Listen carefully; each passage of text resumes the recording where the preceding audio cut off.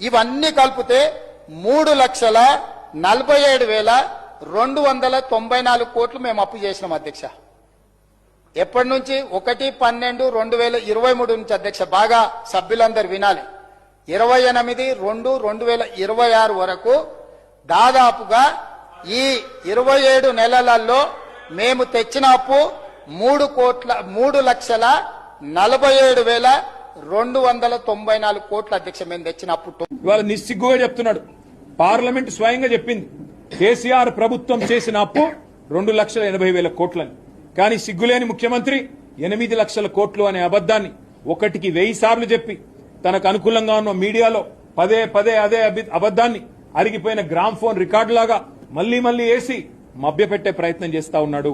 2,80,000 కోట్ల అప్పు కేసీఆర్ ప్రభుత్వం 9.5 ఏళ్లలో చేస్తే ఇవాళ ముఖ్యమంత్రి చెప్పిండు నేను 2.5 ఏళ్ల లోపలనే 3,47,000 కోట్ల అప్పు చేసిన అన్నాడు.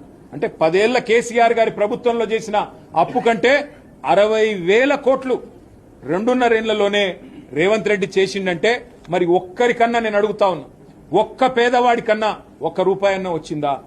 4,000 పెన్షన్ వచ్చిందా? మహిళలకి 2,500 వచ్చిందా? తులం బంగారం ఎవరికన్నా వచ్చిందా? దివ్యాంగులకి 6,000 వచ్చిందా?